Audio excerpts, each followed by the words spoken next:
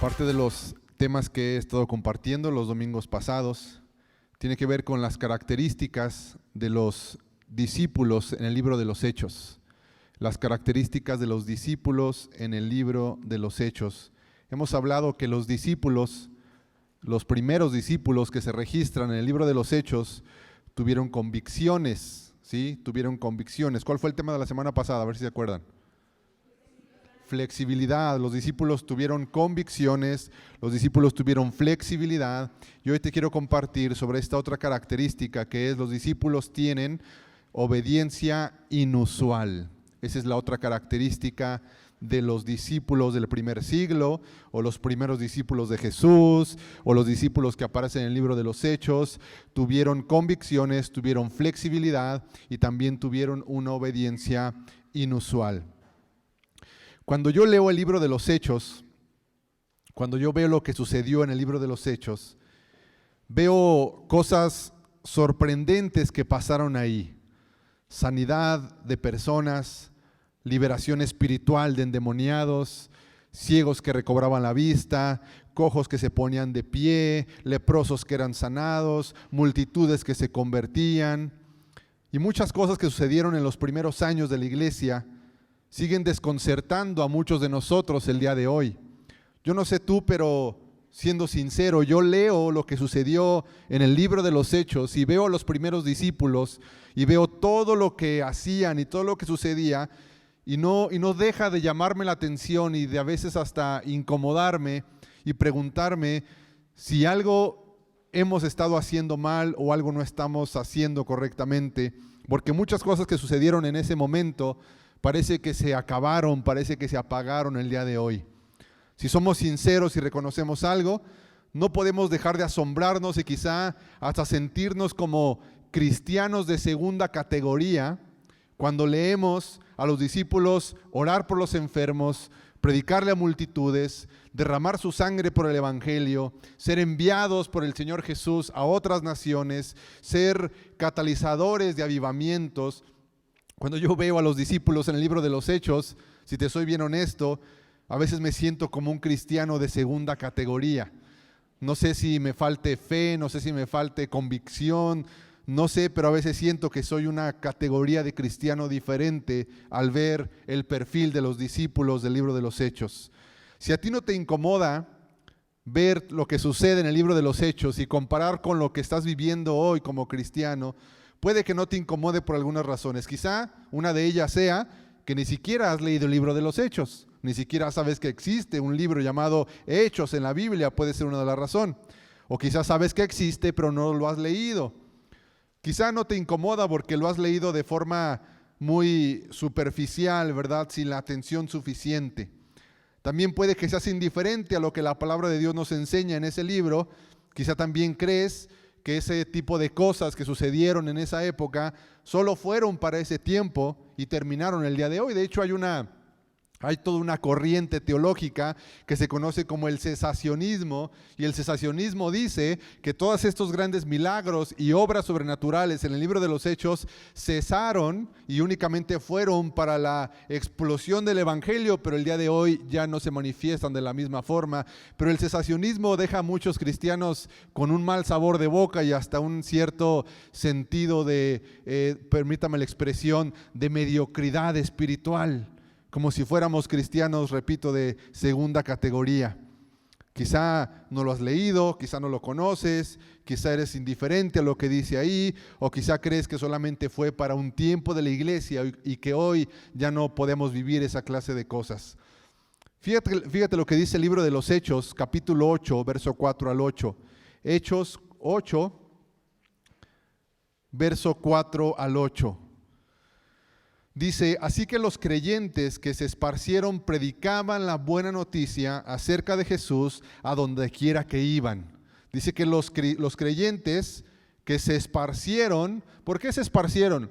Se esparcieron porque salieron de vacaciones, se esparcieron porque les aburrió vivir en Jerusalén, se esparcieron porque hubo una apertura de las fronteras y entonces todos empezaron a conocer otras naciones. No, se esparcieron, según el libro de los Hechos, se esparcieron porque después de la muerte y resurrección de Jesús vino una gran persecución que tuvieron los creyentes que ser expulsados de sus naciones, tuvieron que ser expulsados de su comodidad a fuerzas, ¿verdad? Sacados de su lugar de origen, fueron expulsados y se esparcieron, y eso se utilizó para predicar el evangelio, la buena noticia. Muchos de ellos no hubieran salido de su lugar de origen, muchos de ellos no se hubieran ido a otras naciones a llevar el evangelio si no hubieran sido forzados por la persecución que se desató en aquellos tiempos. Continúa el pasaje diciendo: los creyentes se esparcieron, predicaban la buena noticia acerca de Jesús a donde quiera que iban. Felipe, por ejemplo, uno de ellos, se dirigió a la ciudad de Samaria. Es interesante que la ciudad de Samaria era una ciudad que se componía por un grupo de personas que eran mitad judíos, mitad gentiles. Es decir, la gente de Samaria, para los judíos de Israel y de Jerusalén, eran judíos de segunda categoría. Eran hijos de una madre que provenía de otra nación y de un padre judío, y la mezcla daba, por lo tanto, una especie de segunda categoría o judíos inferiores en linaje, en categoría. Y dice que la persecución llevó a Felipe a Samaria, a un lugar donde ni siquiera a los judíos les gustaba atravesar. ¿Recuerdas la historia cuando Jesús les dice a sus discípulos que pasen por Samaria? Los discípulos dicen: no vamos a cruzar por ahí, esos son pecadores. O la mujer samaritana, ¿verdad? Que se sacan de onda la gente al decir: ¿por qué está platicando con una mujer y aparte samaritana, ¿verdad? Cuando un judío tenía que cruzar por ahí, lo que hacía era sacarle la vuelta. Aunque le llevara más días de caminata, aunque le llevara más días cruzar el desierto por el sol, aunque le pusiera más en peligro, el judío lo que hacía era evitar Samaria y rodeaba. Pero esta persecución llevó a Felipe a Samaria y allí le contó a la gente acerca del Mesías. ¿Quién es el Mesías? Jesús. ¿Qué significa Cristo? Cristo significa Mesías. Mesías en hebreo, Cristo en griego, básicamente significa lo mismo, que es el enviado, el ungido, el Mesías. Las multitudes escuchaban atentamente a Felipe, porque estaban deseosas de oír el mensaje y ver las señales milagrosas que él hacía. La gente estaba deseosa de escuchar el mensaje y de ver las señales que acompañaban a Felipe en su predicación. Muchos espíritus malignos fueron expulsados, los cuales gritaban cuando salían de sus víctimas. Y muchos que habían sido paralíticos o cojos fueron sanados. Así que hubo mucha alegría en esa ciudad. Una de las cosas en las que pienso es que la obediencia que tuvieron los cristianos del primer siglo es algo que debería de desafiarnos más que las obras sobrenaturales. Hay muchos cristianos que les llaman más la atención sanar a los enfermos, darle vista a los ciegos, liberar a los endemoniados. Y de cierta forma esos eventos o esas cosas pues son más atractivas a la vista, esas cosas llaman más la atención. Pero algo que debería de llamarnos más la atención, algo que debería desafiarnos más que los milagros, es la clase de obediencia inusual que tuvieron los discípulos. No puede haber obras sobrenaturales sin obediencia radical. Eso es lo que quiero predicarte el día de hoy. No hay manifestaciones sobrenaturales, no hay poder sobrenatural de Dios sin obediencia inusual. Por eso creo que deberíamos de estar más enfocados en desarrollar una obediencia como la de los discípulos que en buscar las obras milagrosas que ellos hacían, porque no se puede ver el mover de Dios, no se puede ver el mover sobrenatural de Dios sobre una ciudad, sobre una iglesia, si no abrimos esa puerta de los milagros a través de la obediencia inusual. No, eso tiene que dar muy en claro. Creo que el mover sobrenatural de Dios manifestado en sanidades y milagros es resultado de la obediencia y consagración de los discípulos. El mover sobrenatural de Dios a través de la sanidad y de los milagros es consecuencia de la obediencia y consagración a Dios. Hay un ministerio en la ciudad de Monterrey de un pastor que está teniendo un mover espiritual sorprendente, ¿verdad? Cada reunión de oración, cada culto de domingo, cada reunión de oración y de sanidad, el auditorio abarca miles y miles de personas y ves la multitud de gente y multitud de gente llegar y ves que la gente empieza a manifestar que aceite en las manos y que si sanidad de los enfermos, que dientes que se restauran, huesos que se restauran, sanidades que son sanadas, tumores que son deshechos. Y una vez le preguntaba a un pastor, ¿tú qué crees que sea lo que está sucediendo ahí en esa congregación? ¿Qué crees? ¿Por qué ese pastor tiene ese favor de Dios? ¿Por qué esa persona está recibiendo ese favor de Dios? Y hay muchos que estamos como expectantes, pero no vemos lo que está sucediendo ahí. Y este pastor me decía, yo creo que el resultado de ese mover sobrenatural sobre esa congregación tiene que ver con consagración del pastor, de los líderes, y predicación del evangelio a los inconversos. Sin predicación a los inconversos y sin consagración, que es lo mismo que obediencia, no hay mover sobrenatural de Dios. Tiene que haber una vida consagrada y predicación a los inconversos. Quiero leer otro pasaje que está en Hechos, capítulo 5, verso 12 al 29, 5, 12 en adelante. Ya te leí ahí un poco sobre la persona de Felipe y lo que hizo, porque fueron expulsados por la persecución. Y vamos a leer Hechos 5, 12 en adelante. Dice así, los apóstoles, la palabra apóstol significa enviado, ¿sí? La palabra apóstol significa enviado. Podemos ver ahí que traducirlo de cierta forma y decir, los enviados hacían muchas señales milagrosas y maravillas entre la gente. ¿Quiénes hacían las señales milagrosas? ¿Los qué? Los enviados.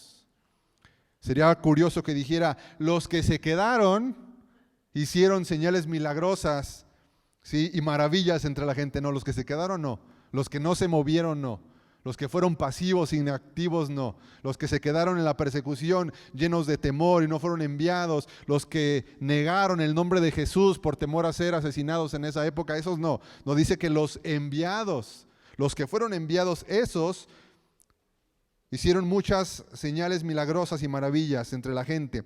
Y todos los creyentes se reunían con frecuencia en el templo, en el área conocida como el Pórtico de Salomón. Pero nadie más se atrevía a unirse a ellos, aunque toda la gente los tenía en alta estima. Y siempre en el reino de Dios se va a componer por dos clases de personas: los espectadores y los participantes de lo que Dios está haciendo.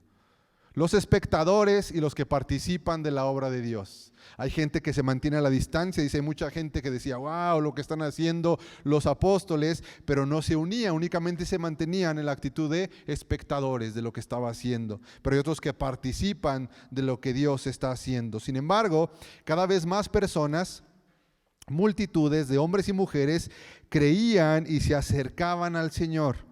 Como resultado del trabajo de los apóstoles, la gente sacaba a los enfermos a las calles en camas y camillas para que la sombra de Pedro cayera sobre alguno de ellos cuando él pasaba. Son el tipo de cosas que yo digo, a ver, como que no sé qué, yo hablo por mí, ¿verdad? O sea, no sé qué estoy haciendo, o sea, ¿estaré creyendo al mismo Dios? ¿Verdad? O sea, estaré teniendo confianza en el mismo. Estamos hablando del mismo Jesús, estamos hablando del mismo evangelio, porque dice que la sombra de Pedro sanaba a los enfermos. ¿Qué nivel de consagración u obediencia tenía este hombre que la gente le acercaba aunque sea la sombra? En otro pasaje en el libro de los Hechos dice que la gente le llevaba las prendas de algunos enfermos a Pablo. No llevaban al enfermo porque no lo podían llevar, sino que algunas prendas, alguna ropa del enfermo la llevaban a Pablo y Pablo oraba y la persona era sanada. Yo veo este tipo de cosas y me desafía, pero repito, la lógica es que no te desafíen tanto los milagros como te debe desafiar la obediencia que estos hombres tuvieron a Dios. La gente sacaba a los enfermos, las calles, porque la sombra de Pedro cayera sobre alguno de ellos cuando él pasaba. Multitudes llegaban desde las aldeas que rodeaban a Jerusalén y llevaban a sus enfermos y a los que estaban poseídos por espíritus malignos, y todos eran sanados. El sumo sacerdote y sus funcionarios, que eran saduceos, se llenaron de envidia. ¿Por qué se llenaron de envidia? Porque los líderes religiosos en la época de Jesús estaban muertos espiritualmente. Eran legalistas, eran autoritarios, eran religiosos. Ellos no tenían una voz profética como Jesús y los apóstoles la tuvieron. Ellos únicamente le decían a la gente qué hacer, pero no estaban interesados en el corazón de las personas. No amaban a la gente, estaban interesados en que la gente obedeciera, pero no amaban a las personas. No había una voz profética. Por lo tanto, los saduceos, los fariseos de aquella época sentían envidia del mover de Dios, porque ellos no estaban viendo el favor de Dios sobre sus vidas, no sanaban a nadie, no sacaban fuera demonios, la gente ni les obedecía, estaban muertos espiritualmente, y esto despertaba la envidia sobre el ministerio de los discípulos de los apóstoles. Por lo tanto, arrestaron a los apóstoles y los metieron a la cárcel pública. Pero un ángel del Señor llegó de noche, abrió las puertas de la cárcel y los sacó. Luego les dijo: vayan al templo y denle a la gente este mensaje de vida. Así que al amanecer los apóstoles entraron en el templo como se les había dicho y comenzaron a enseñar de inmediato. Cuando llegaron el sumo sacerdote y sus funcionarios, convocaron al concilio supremo, es decir, a toda la asamblea de los ancianos de Israel. Luego mandaron a sacar a los apóstoles de la cárcel para llevarlos a juicio. Pero cuando los guardias del templo llegaron a la cárcel, los hombres ya no estaban. Entonces regresaron al concilio y dieron el siguiente informe: la cárcel estaba bien cerrada, los guardias estaban afuera de sus puestos, pero cuando abrimos las puertas no había nadie. Todo lo que sucedía en la época de los apóstoles, en la época de esta explosión del evangelio. No sé por qué muchos cristianos no estamos siendo desafiados con lo que leemos en este libro, con lo que hacían los discípulos, lo que hacían los apóstoles. Una de las cosas que yo he visto en lo que Dios me ha permitido ver en el ministerio intercultural es que a mayor desafío de la fe, a mayor desafío del creyente ante la obra intercultural, mayor favor de Dios sobre las personas. Por ejemplo, yo platicaba con un pastor cuando estábamos comiendo con él ahí en Bogotá, en Colombia. Y este pastor me platicaba la historia de un amigo de él que fue llevado, ¿verdad? Fue secuestrado por la guerrilla. Dice que él estaba en su casa, porque ahí en Colombia está todavía las FARC y el M no sé qué, se llama el otro brazo armado, que básicamente son cárteles, pero se hacen llamar brazos armados o revolucionarios. Este pastor estaba en una comunidad metido en la sierra, cuando de repente llega un convoy de gente armada y lo llama y le dice: necesitamos que vengas con nosotros, necesitamos que vengas y no preguntes, te vamos a llevar, ¿verdad?, ahí a donde está el campamento de la guerrilla. Y el pastor pide que le den oportunidad, ¿verdad?, de orar y de pedir a una persona que le acompañe. Y le dan la oportunidad y al otro día llegan por él y dice: venimos por ti, necesitas acompañarnos. El pastor se llevó a uno de los líderes que tenía en la congregación, ¿verdad? ¿Quién me acompañaría en una misión de esas, verdad? Dice que el Mario sí, ¿verdad? Dice que fueron, les pusieron unas capuchas en la cabeza, los metieron en una camioneta y empezaron a meterlos entre la sierra. Cuando iban entre la sierra, el pastor iba sentado con la capucha, no podía ver absolutamente nada, porque el lugar favorito de los caudillos siempre ha sido la sierra para ocultarse, ¿no? Y iba con los ojos vendados, cuando de repente el Espíritu Santo le dice: dile al chofer que frene. No, perdón, dile al chofer que no se detenga. Dile al chofer que no se detenga, que le pise más el acelerador, que avance, que no se vaya a detener por nada.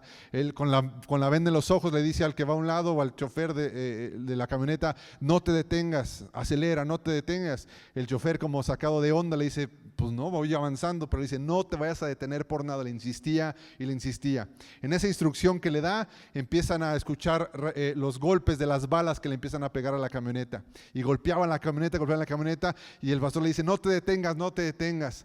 Pasan por una especie de ataque armado que tienen por la sierra, les disparan y pasan bien librados, ¿verdad? Y cuando llegan al campamento donde iban a llegar, le quitan la capucha y el comandante que los estaba esperando ahí, de este brazo armado, les dice, tenía otros 3 o 4 hombres arrodillados y les dice: estos 4 hombres que estaban arrodillados ahí tenían la instrucción de cuidar que ustedes llegaran con bien aquí, pero confundieron la camioneta y le estaban disparando para matarlos. Se equivocaron de mi instrucción. Ellos estaban ahí para cuidar que pasaran, pero se confundieron, no vieron la camioneta y les dispararon. Los vamos a matar ahorita porque no entendieron mi instrucción. Abogaron por ellos, o tal que no recuerdo exactamente qué les sucedió a esos hombres. Creo que pudieron abogar por ellos y no los mataron. Después al pastor lo llevan a un lugar y le dicen, aquí en este pequeño jacal, había un jacal ahí, un cuarto de madera en la sierra.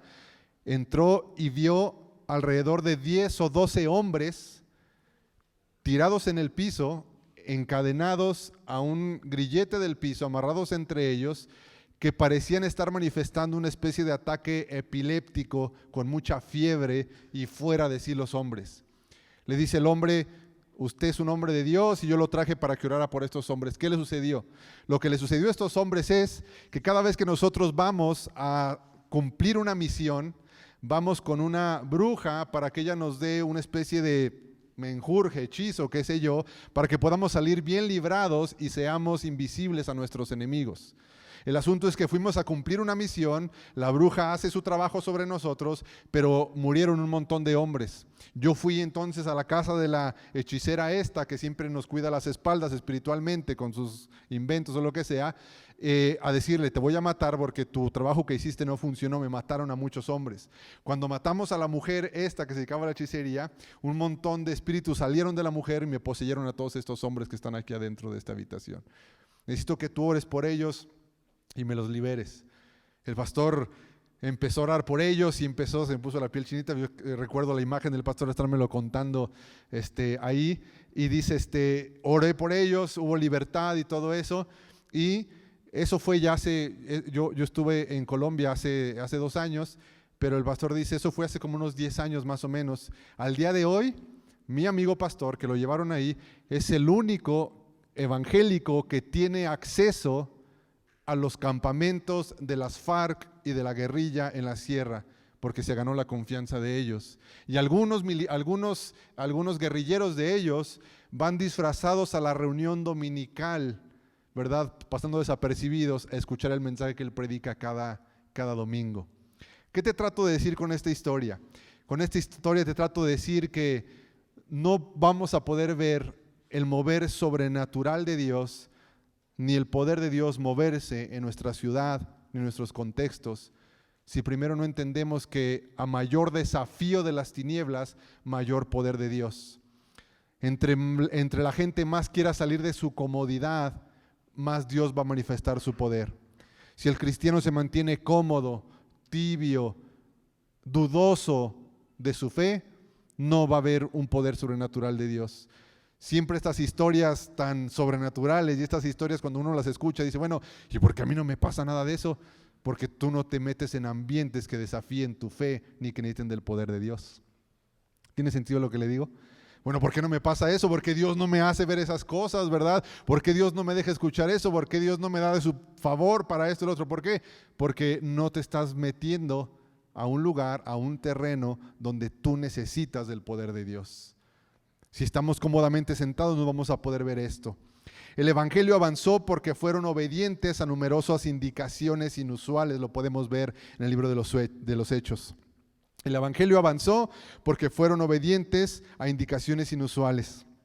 Con este término de indicaciones inusuales me refiero a instrucciones que el Espíritu Santo les dio y los desafiaban a salir de su zona de confort.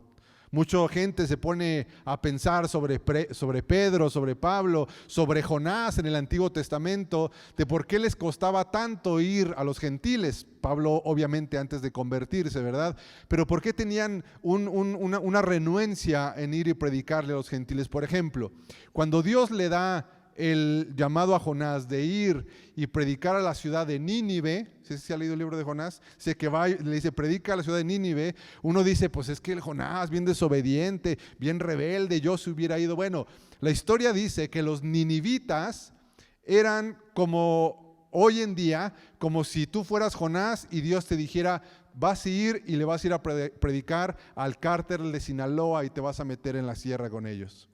Los ninivitas representaban una ciudad de sicarios, de gente sanguinaria, de gente que era homicida. Era una ciudad que era totalmente contraria al reino de Dios y que representaba una cultura aberrante aún a esos tiempos. Básicamente sería como si hoy en día Dios te dijera: te vas a meter a tal lugar y le vas a predicar un brazo armado al cártel de Sinaloa, a ese grupo de secuestradores. Tú te vas a ir y le vas a predicar a ellos. Pensándolo de esa forma, creo que todos reaccionaríamos como Jonás. No, Señor, por mí destrúyelos, ¿verdad? Así que mire, menos de esos es lo que necesitamos, y te los acabas, hasta favor que nos haces. Hasta favor que nos haces, ¿verdad? Y nos iríamos. En el caso de Pedro, cuando se le dice que vaya a predicar a los gentiles, ¿verdad? Él dice: no puedo ir porque yo soy judío de nacimiento, y estas gentes impura representaban que tenían muchos dioses, comían lo incomible, eran impuros espiritualmente, es decir, eran todo lo contrario a lo que los judíos eran, sus preceptos y su religión. Podemos juzgar a Jonás, a Pedro, a algunos discípulos, pero hoy en día podemos tener alguna actitud parecida cuando Dios nos está llamando, nos está dando la orden como Jesús, el Señor, de ir y predicarle a las personas, de ir y llevar el evangelio a lugares donde la gente realmente tiene mucha necesidad. Acabamos de ver este video de este ministerio. Todos los militares que viste ahí no son militares, este ministerio de cristianos que tienen habilidades con algunas armas, pero también con la cuestión de la enfermería. Es un ministerio bastante radical. Básicamente están en una situación de guerra, pero también viste el ministerio que están haciendo para con los niños. ¿Qué sucedería si los discípulos en el libro de los Hechos no hubieran sido obedientes al llamado de llevar el evangelio? ¿Qué hubiera sucedido si Pedro, si Juan, si Felipe, entonces hubieran dicho: no, Señor, sabes que aquí nos quedamos, no vamos a ir, no hay necesidad, ¿verdad? La verdad es que vayan otros, que lo haga alguien más. La pregunta es: ¿qué hubiera pasado si ningún discípulo hubiera obedecido al mandato de ir y predicar a los no judíos? ¿Qué hubiera pasado? Tú y yo no estuviéramos aquí. ¿Qué hubiera pasado si la persona que te invitó a la iglesia o te compartió por primera vez no lo hubiera hecho? Tú y yo no estuviéramos aquí. ¿Qué hubiera pasado si la persona que me compartió a mí no lo hubiera hecho por timidez, por pereza, por lo que tú quieras? Yo no sé dónde estaría mi vida, no sé dónde estaría yo. ¿Qué hubiera pasado si un montón de gente hubiera dicho no al llamado de ser enviados por Dios? Hoy en día los discípulos de Jesús deberíamos de distinguirnos de los demás por obedecer a Dios en asuntos que para la mayoría son inusuales.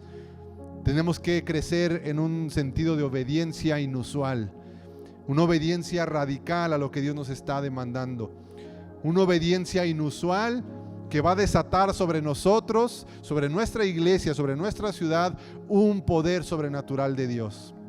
No podemos esperar un poder sobrenatural de Dios si no lo activamos a través de la obediencia inusual. ¿Para qué quisiera un militar o un oficial su arma si no va a un lugar donde la necesita? ¿Por qué se le va a dar a una persona un arma de fuego si la persona no va a ir a un lugar donde su vida esté en riesgo, donde necesita un poder mayor? ¿Para qué quiere un cristiano el poder sobrenatural de Dios si el poder sobrenatural de Dios tiene como propósito llamar y despertar la fe de los no creyentes? Los domingos oramos por sanidades, pero mientras no invitemos gente nueva a la iglesia, el poder sobrenatural de Dios se frena. Porque en el libro de los Hechos encontramos que a los milagros se les llaman maravillas y señales. A los milagros en el libro de los Hechos se les conoce como maravillas y señales. ¿Señales de qué? Señales de que el poder de Dios estaba con ellos. ¿Dónde ocurría eso? Ocurría en la predicación a los gentiles. Mientras no llevemos el evangelio, mientras no traigamos personas nuevas a la iglesia, las maravillas y señales no se activan. ¿Por qué? Porque tú no necesitas de maravillas y señales. ¿Por qué? Porque tú ya conoces. Tú ya has sido convencido de que Jesús es el Señor y el Salvador. Tú ya has sido convencido de que solamente hay un camino y se llama Jesucristo. Pero las señales y maravillas son para los inconversos. A menor cantidad de inconversos, menor poder sobrenatural de Dios. ¿Tiene sentido lo que le estoy diciendo? Es lo que nos está diciendo la Escritura. Una obediencia inusual puede ser, como ejemplo, que podamos entender los padres de familia. Un ejemplo de obediencia inusual es que los padres de familia podamos entender que si criamos hijos con títulos profesionales y capaces de adquirir grandes posiciones en la industria o tener varios ceros en su nómina, si criamos hijos que puedan alcanzar todo eso, pero no viven su vida consagrada a Jesús, hemos fallado en nuestra misión como padres. Una obediencia inusual es cuando un padre de familia entiende que criar hijos no se trata únicamente de llevarlos al título universitario, a la posición en la industria, a varios ceros en su nómina por su preparación académica, porque si tú logras todo eso con tus hijos, pero no logras que entreguen su vida al Señor Jesús y vivan para Jesucristo, entonces hemos fallado como padres. Cuando escuchamos a los jóvenes de la iglesia muy preocupados por saber qué estudiar y qué les dejará más dinero, y no les preocupa qué profesión les va a ayudar a abrir puertas para llevar el evangelio, entonces creo que también estamos fallando como iglesia. Las conversaciones entre los chicos que van a la universidad es: ¿qué puedo estudiar para que me deje buenos ingresos? ¿Qué puedo estudiar para tener una buena vida económica y próspera? Cuando los jóvenes de la iglesia están más preocupados por elegir una profesión, motivados por sus ingresos o su economía, y no tanto por saber qué profesión les puede abrir las puertas para llevar el evangelio a otras naciones, a ámbitos que solamente un título universitario puede abrir, entonces, amados, suena feo, pero creo que entonces estamos fallando como iglesia. Proverbios 16:3 dice: pon todo lo que hagas en las manos del Señor y tus planes tendrán éxito. ¿Por qué muchos de los planes que tenemos no prosperan? Porque muchas cosas de las que nos proponemos no prosperan. Puede ser que no las estemos poniendo en las manos de Dios, porque cuando tú pones algo en las manos de Dios, el Señor lo va a utilizar para algo que está en su corazón, que es que el evangelio sea proclamado a todas las naciones. Nuestros planes no tendrán éxito si no entendemos que tienen que estar motivados, dirigidos a las pasiones del corazón de Dios, que es que el nombre de Jesús sea proclamado en toda la tierra. ¿Qué significa esto de poner en las manos del Señor nuestros planes? Señor, primero que nada es el reconocimiento de autoridad.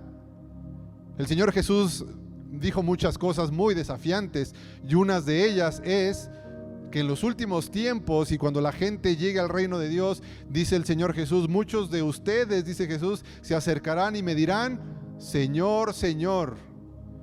Y yo les diré: no los conozco. Y ustedes responderán: pero en tu nombre hicimos todas estas cosas. Las motivaciones de los cristianos será lo que Dios evaluará en los últimos tiempos. Las motivaciones de nuestro corazón y el reconocimiento de la autoridad de Jesús como Señor en nuestros planes, en nuestros proyectos, en lo que queremos para nuestras vidas. No podemos decirle a Jesús Señor si no entendemos que el Señor es dueño y Señor de nuestras vidas. A mayor obediencia, mayor favor de Dios. Mucha gente vive preguntándose qué hacer para que Dios les dé de su favor en su familia, la economía y sus planes. Podemos encontrar diferentes argumentos que nos ofrece la Biblia sobre cómo obtener el favor de Dios, pero uno de las evidencias más fuertes en la Escritura sobre cómo obtener el favor de Dios es a través de la obediencia inusual. La obediencia inusual desata el favor de Dios sobre la vida de las personas. La obediencia a las instrucciones de Jesús y sus discípulos desató sobre ellos el favor de Dios. En el libro de los Hechos encontramos que a mayor persecución, mayor favor de Dios para salir bien librados. En el libro de los Hechos encontramos que a mayor enfermedad, mayor oportunidad para mostrar el poder sanador de Dios. A mayor incredulidad, mayores señales y milagros para los inconversos. A mayor limitación de los recursos, mayor manifestación de la provisión divina de Dios para el avance del reino de Dios. A mayor oposición, mayor favor de Dios. A mayores desafíos se enfrenta el creyente, mayor manifestación del poder de Dios. Entre ambientes más hostiles espiritualmente el creyente se involucra, mayor unción del Espíritu Santo. A mayor incredulidad en una sociedad, mayores maravillas la iglesia hará para convencer el corazón de los incrédulos. Pero los creyentes están en las sillas, ¿verdad? Y no me refiero a los que estamos ahorita aquí, ¿verdad? Me refiero a una señal de comodidad. Me refiero a una situación mental y de corazón de incredulidad. Como muestra de esto es que en lugares donde la persecución y el desafío de la fe es mayor y donde no hay medias para la obediencia, hay más mover sobrenatural de Dios. ¿Por qué? Porque a veces los que mayores cosas de Dios ven son los misioneros. Estamos como viviendo nosotros en una vida espiritual en un nivel, y de repente viene el misionero y no, hermanos, allá en la ciudad de no sé qué, y vimos esto y escuchamos esto, y el Señor nos hizo ver liberaciones, y el Señor proveyó económicamente para el ministerio. Nosotros nos quedamos así con el misionero. Ay, caray, ese misionero, pues ¿dónde andará, verdad? ¿Qué hará? Porque aquí pues no. ¿Por qué? Porque a mayor desafío, mayor obediencia, mayor oposición de las tinieblas, mayor unción y favor de Dios. ¿Tiene sentido lo que le estoy diciendo? Por lo tanto, si queremos ver el favor de Dios sobre nuestras vidas y queremos ver estas maravillas y señales, primero que tendremos que salir de cierta comodidad en la que estamos viviendo nuestra fe. Si queremos ver el reino de Dios establecido sobre nosotros, tendremos que trabajar en el avance del reino de Dios para que toda lengua, tribu y nación conozca de la persona de Jesús. Hemos hablado mucho sobre esto y hay muchas formas de participar en la obra intercultural. Y quiero que nos tomemos este tiempo para llenar nuestra boleta. Y quiero, si me ayuda ahí el equipo de bienvenidos, para que tengamos lapicero. Si tú tienes lapicero, está bien. Si necesitas un lapicero, puedes solicitarlo. Porque quiero que oremos y que podamos ser desafiados, primero que nada, en nuestra fe, ser desafiados en nuestra fe y también poder experimentar el favor de Dios sobre nuestra economía, sobre nuestras vidas, a través de decirle: Señor, con una mano quiero recibir de tu bendición, pero con otra mano quiero extenderla para que fluya de lo que tú me das para el reino de Dios, para el avance de la obra intercultural. Se llama promesa de fe porque desafía nuestra comodidad, desafía nuestra fe. Le creemos a Dios y vemos a Dios obrar sobre nuestras vidas. En la parte grande de la boleta, tú vas a poner tu nombre y vas a poner cuánto va a ser tu promesa mensual. Una promesa mensual. Si es una cantidad por mes, tu nombre y por mes, en la parte grande. Y en la parte pequeña, de igual forma, vas a poner tu nombre y vas a poner la cantidad mensual. Yo voy a orar mientras tú estás llenando esta boleta.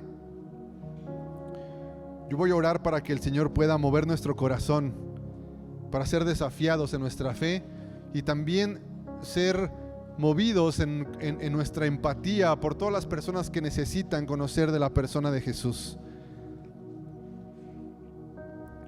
Allí en ambas partes, tu nombre y la cantidad.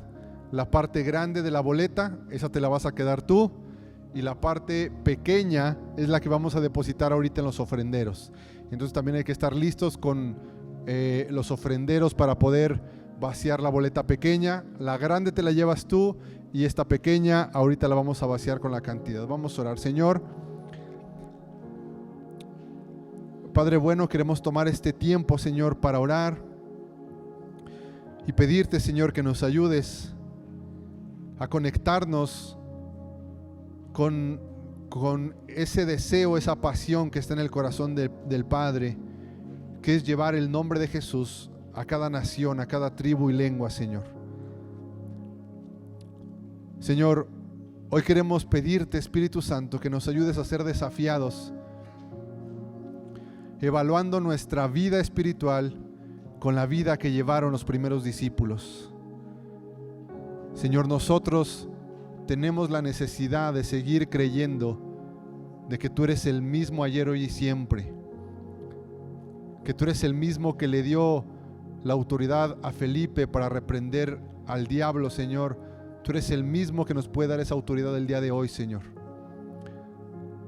Tú eres el Dios que le dio poder, Señor, a los discípulos para darle vista a los ciegos y sanar a los enfermos. Tú eres el mismo ayer, hoy y siempre, Señor. Pero reconocemos que quizás, Señor, nuestra comodidad y nuestra apatía ante el avance del reino también nos ha privado de ver cómo te mueves tú sobrenaturalmente, Señor. Pero por eso hoy, Señor, hemos escuchado de tu palabra, Señor, de tu mensaje, para ser desafiados en nuestra fe, Señor, y poder poner un poco de lo mucho que tú nos das, Señor, para el avance del reino en la obra intercultural. Pon en el corazón de cada uno de nosotros lo que tú proveerás a nuestras vidas para comprometernos mensualmente, Señor, con esta obra, para alcanzar el mundo para Jesús. Espíritu Santo, mueve nuestro corazón, Señor, para ver la necesidad que hay en el mundo, para conectarnos, Señor, con el dolor de todas las naciones que están padeciendo por la injusticia, Señor, y que solamente el reino de Jesús puede traer la justicia que necesitan un montón de lugares en el mundo, Señor. Oramos, Señor, por cada misionero que ha sido obediente radicalmente a tu llamado, que ha dejado familia, comodidad, ha entregado sus sueños y sus planes, Señor, para ponerlos en tus manos e irse a un lugar completamente desconocido, en idioma, en cultura. Oramos, Señor, para que los jóvenes de la iglesia puedan ser desafiados en cuanto a su vida, Señor, a qué lo están dedicando, a qué están consagrando su vida, Señor Jesús. Cada desafío es la oportunidad de predicar el evangelio. Nos ponemos de pie, por favor. Señor, te damos gracias por este tiempo. Gracias por tu palabra, Señor, y déjanos ver tu poder sobrenatural sobre nuestras vidas a lo largo de esta semana. Señor, que seamos dignos portadores de tu gloria con nuestra conducta, con nuestras palabras, en la escuela, en el trabajo, en la casa, en las labores domésticas, en el trayecto, Señor, a nuestro trabajo, en la empresa, en el negocio, con los clientes. Señor, que cada lugar en esta semana, cada tiempo en esta semana, podamos ser portadores de tu gloria, Señor, con nuestro testimonio, con nuestra vida, poder llevar a otros a la persona de Jesús. Señor, yo te pido que bendigas a cada persona aquí presente y que tu presencia sea con cada uno de ellos en su entrada y su salida, y que el rostro de Jesús resplandezca sobre ti cada día más como el sol al mediodía. Que el Señor te bendiga. Estamos despedidos.